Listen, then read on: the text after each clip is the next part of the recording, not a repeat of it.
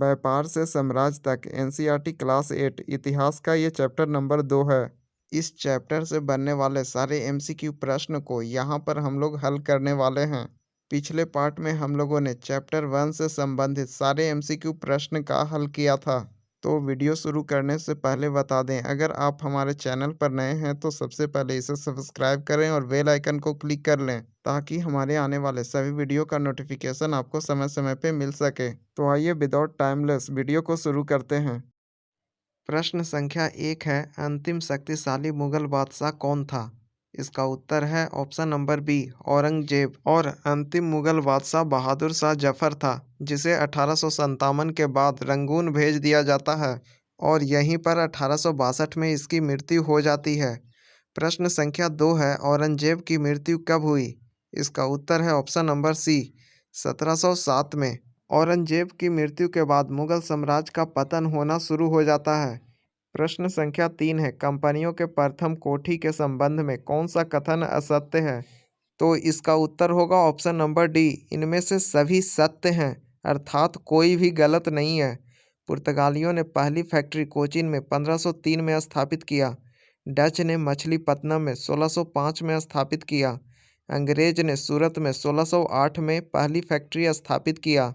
प्रश्न संख्या 4 है, 1764 के बक्सर युद्ध के समय अवध का नवाब कौन था? इसका उत्तर है option number B, Shuja-ud-Daula. Next प्रश्न है 5, अंतिम मुगल बादशाह कौन था? इसका उत्तर है ऑप्शन नंबर सी, बहादुर शाह जफर अंतिम मुगल बादशाह था, जिसे रंगून भेज दिया गया 1857 के क्रांति के बाद। प्रश्न संख्या 6 है, बहादुर शाह जफर की मृत्यु कब हुई? इसका उत्तर है ऑप्शन नंबर सी, 1862 में रंगून में। बहादुर शाह जफर अंतिम मुगल सम्राट था। नेक्स्ट प्रश्न है 7, बहादुर शाह जफर के बेटों की हत्या किसने की? इसका उत्तर है ऑप्शन नंबर ए, कैप्टन हडसन। 1857 के क्रांति के दौरान कैप्टन हडसन द्वारा बहादुर शाह जफर के दोनों बेटों की हत्या कर दी जाती है। प्रश्न संख्या 8 है, 1600 ईस्वी में ब्रिटिश ईस्ट इंडिया कंपनी को चार्टर पूर्व से व्यापार करने का किसने दिया? इसका उत्तर है ऑप्शन नंबर बी, महारानी एलिजाबेथ प्रथम। और व्यापारियों को फैक्टर कहा जाता था। प्रश्न संख्या 9 है, पहले इंग्लिश फैक्ट्री बंगाल में कब स्थापित हुई? पहला अंग्रेज द्वारा स्थापित फैक्ट्री जो था 1651 में, ऑप्शन नंबर बी, हुगली नदी के किनारे 1651 में पहली अंग्रेज फैक्ट्री स्थापित की जाती है। प्रश्न संख्या 10 है, अलीवर्दी खां की मृत्यु के बाद बंगाल का नवाब कौन बना? इसका उत्तर है ऑप्शन नंबर ए, सिराजुद्दौला। 1756 में अलीवर्दी खां की मृत्यु के बाद बंगाल का नवाब सिराजुद्दौला बनता है। प्रश्न संख्या 11 है, 1757 के प्लासी के युद्ध में सिराजुद्दौला को किसने धोखा दिया? इसका उत्तर है सेनापति मीर जाफर, जगत सेठ, दुर्लभ राय और उमीचंद। इन सभी ने 1757 के प्लासी के युद्ध में सिराजुद्दौला को धोखा दिया। इसका उत्तर है option number B, Mir Jafar. प्रश्न संख्या 12 है, मीर जाफर के बाद बंगाल का नवाब कौन बना? इसका उत्तर है option number A, Mir Qasim. और 1764 में बक्सर युद्ध के समय मीर कासिम ही बंगाल का नवाब था। प्रश्न संख्या 13 है, बक्सर युद्ध के समय अंग्रेजी सेना का नेतृत्व किसने किया? इसका उत्तर है option number B, Hector Munro. वहीं पर प्लासी युद्ध का नेतृत्व जो किया था रॉबर्ट क्लाइव ने किया था। प्रश्न संख्या 14 है, बक्सर युद्ध के समय बंगाल का नवाब कौन था? इसका उत्तर है option number C, Mir Qasim. इस युद्ध में बंगाल का नवाब मीर कासिम, अवध का नवाब शुजा-उद-दौला एवं मुगल सम्राट शाह आलम द्वितीय ने मिलकर लड़ा। हालांकि इस युद्ध में ब्रिटिश जीत जाता है, जिसके बाद इलाहाबाद की संधि 1765 में होती है। नेक्स्ट प्रश्न है, प्रश्न संख्या 15, मुगल बादशाह शाह आलम द्वितीय ने कंपनी को बंगाल का दीवान कब नियुक्त किया? इसका उत्तर है ऑप्शन नंबर ए, 12 अगस्त 1765 को मुगल बादशाह शाह आलम द्वितीय ने कंपनी को बंगाल का दीवान नियुक्त किया। अब कंपनी बंगाल एवं बिहार से राजस्व वसूल सकती थी। प्रश्न संख्या 16 है, रॉबर्ट क्लाइव के संबंध में कौन सा कथन असत्य है? इसका उत्तर है ऑप्शन नंबर सी, 1772 में ब्रिटेन लौटा। ये कथन असत्य है। रॉबर्ट क्लाइव 1667 में ब्रिटेन लौट जाता है। बाकी सारे कथन सत्य हैं। ऑप्शन ए है 1743 में वह ईस्ट इंडिया कंपनी के लिए लिपिक अर्थात क्लर्क के रूप में मद्रास पहुंचा।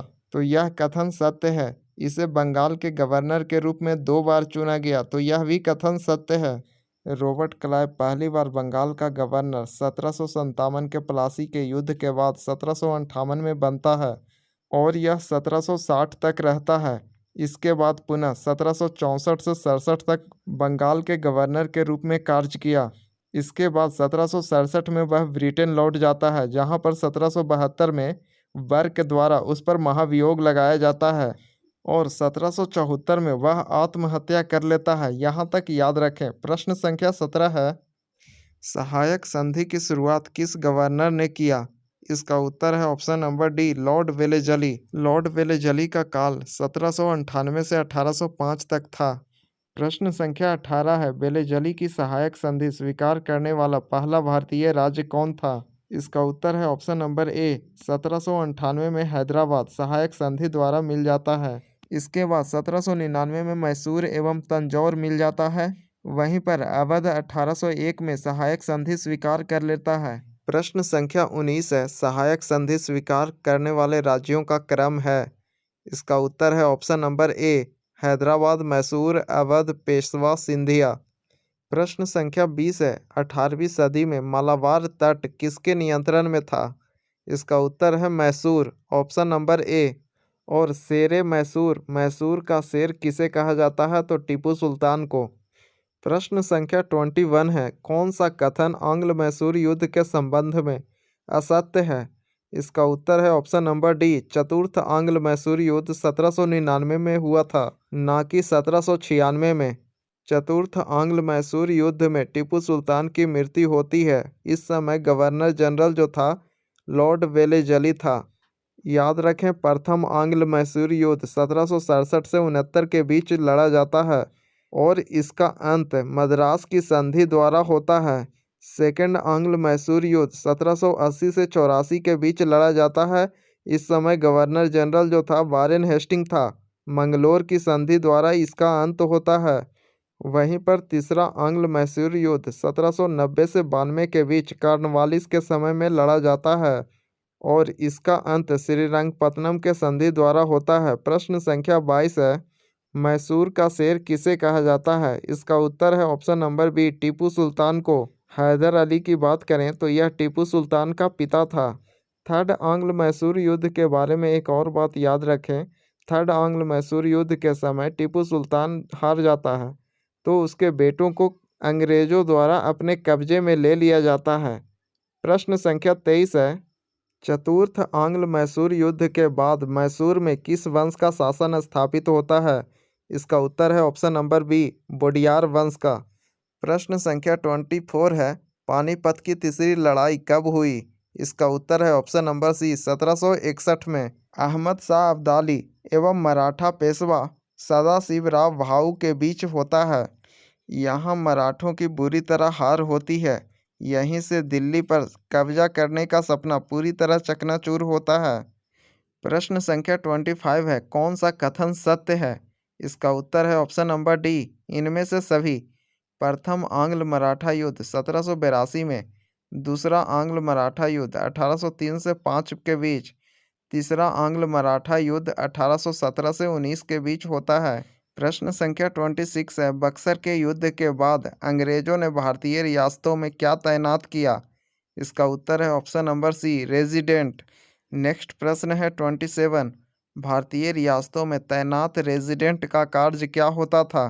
इसका उत्तर है ऑप्शन नंबर डी, इनमें से सभी।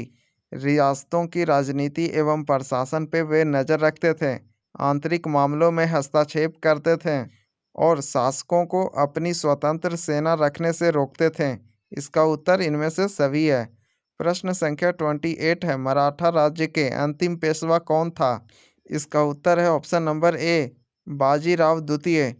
तीसरा आंग्ल मैसूर युद्ध 1818 के बाद पेशवा पद को समाप्त कर दिया जाता है अंग्रेजों को द्वारा। तो याद रखें, अंतिम मराठा पेशवा जो थे बाजीराव द्वितीय थे। प्रश्न संख्या 29 है, किस गवर्नर जनरल ने सर्वोच्चता की नीति अपनाई? इसका उत्तर है Lord Hasting. Option number D, इनमें से कोई नहीं। लॉर्ड हेस्टिंग का कार्यकाल जो था 1813 से 23 तक था। इसी के समय में लॉर्ड हेस्टिंग के समय में ही महलबारी व्यवस्था और रैयतवारी व्यवस्था शुरू किया गया। प्रश्न संख्या 30 है। 18वीं सदी के शुरुआत में कित्तूर, कर्नाटक में अंग्रेजों का विरोध किसने किया? इसका उत्तर है ऑप्शन नंबर सी, दोनों। रायन्ना चौकीदार एवं रानी चेन्नम्मा ने। 1817 में कित्तूर में विद्रोह शुरू हो जाता है, जहां रानी चेन्नम्मा को गिरफ्तार कर लिया जाता है। इसके बाद 1829 में उनकी मृत्यु जेल में हो जाती है। वहीं पर कित्तूर के एक चौकीदार रायन्ना को गिरफ्तार कर 1830 में फांसी दे दिया जाता है। नेक्स्ट प्रश्न है प्रश्न संख्या 31। अंग्रेजों ने सिंध को कब्जे में कब लिया? इसका उत्तर है ऑप्शन नंबर बी, 1843 में। और 1843 में भारत का गवर्नर जनरल जो था लॉर्ड एलन था। प्रश्न संख्या 32 है।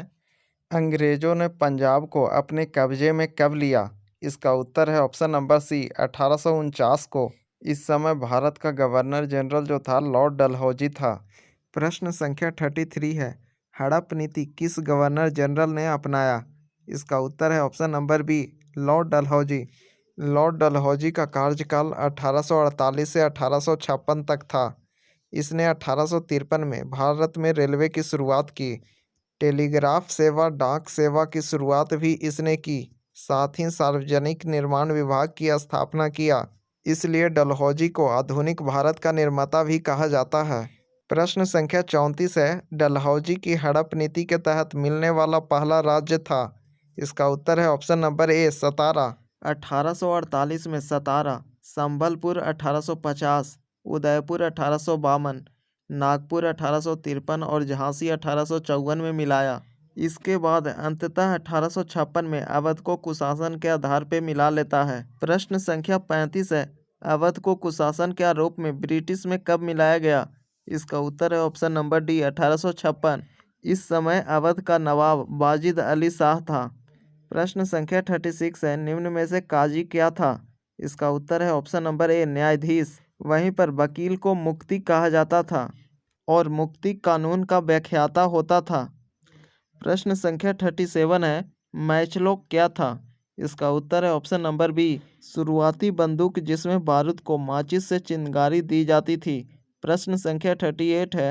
बंगाल में शासन सही ढंग से न चलाने के आरोप में वारेन हेस्टिंग पर बर्क ने मुकदमा कब चलाया? इसका उत्तर है ऑप्शन नंबर बी, 1787 में।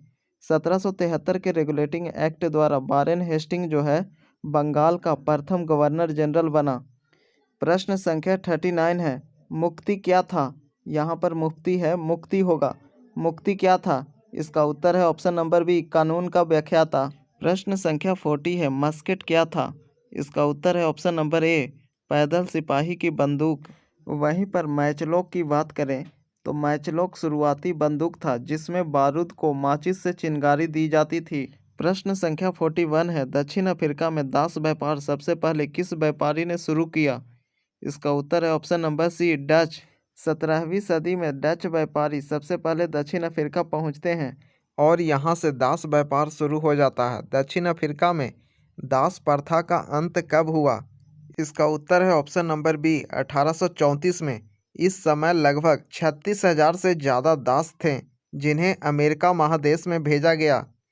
प्रश्न संख्या 43 है। भारत आने वाले पहले विदेशी यात्री कौन थे? इसका उत्तर है ऑप्शन नंबर ए, पुर्तगाली।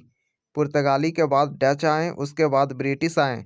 पहला पुर्तगाली यात्री वास्को डी गामा 1498 में भारत आया, केप ऑफ गुड होप होते हुए। प्रश्न संख्या 44 है। यूरोपीय बाजार में भारतीय किस वस्तु की मांग सबसे अधिक थी?